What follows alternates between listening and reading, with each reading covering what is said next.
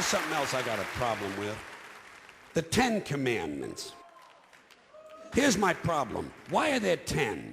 You don't need 10. I think the list of commandments was deliberately and artificially inflated to get it up to 10. It's a padded list. Here's what they did.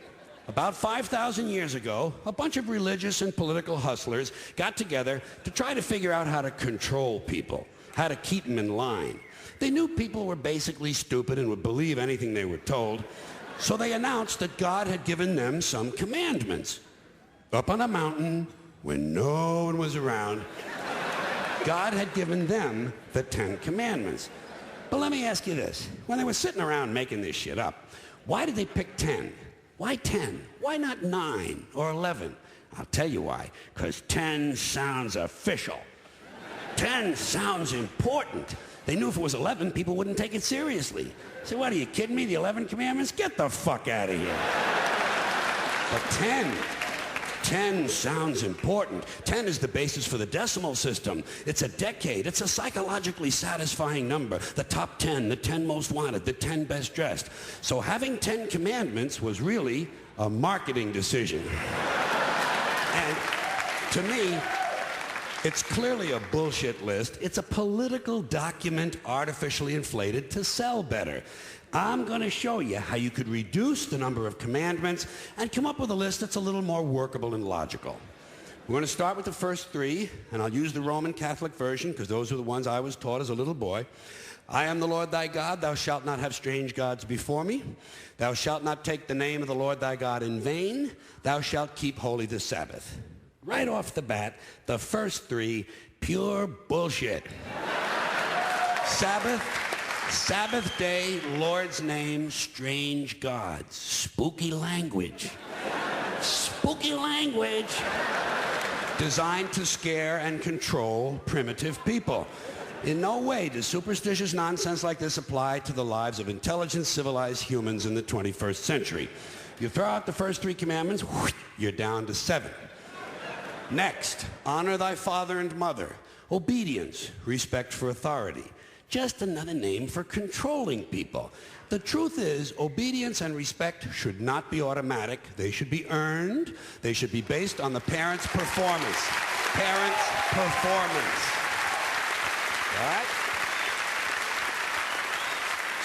Some parents deserve respect. Most of them don't. Period.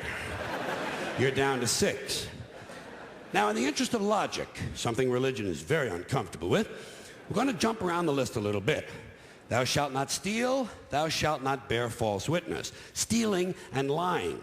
Well, actually, these 2 both prohibit the same kind of behavior.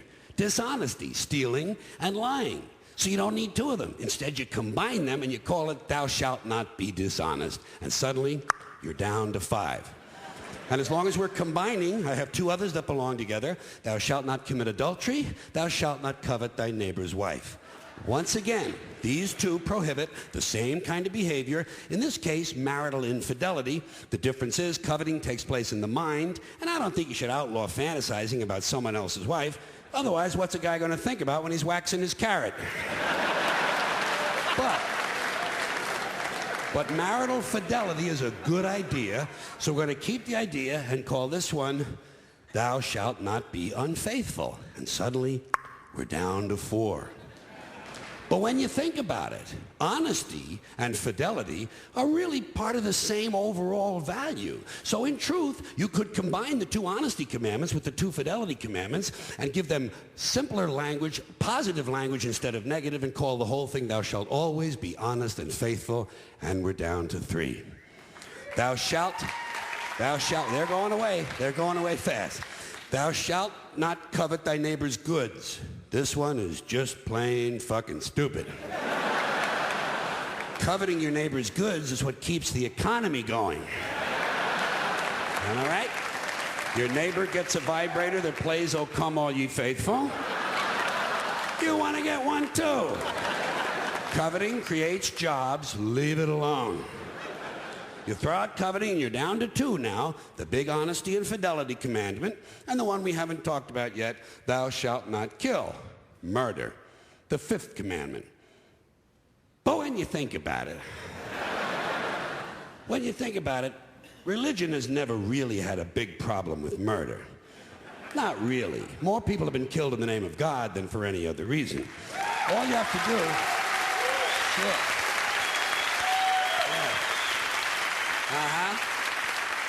All you have to do is look at Northern Ireland, the Middle East, Kashmir, the Inquisition, the Crusades, and the World Trade Center to see how seriously the religious folks take thou shalt not kill. The more devout they are, the more they see murder as being negotiable. It's negotiable. You know? It depends. It depends. It depends on who's doing the killing and who's getting killed. So, with all of this in mind, I leave you with my revised list of the 2 commandments. Thou shalt always be honest and faithful to the provider of thy nookie.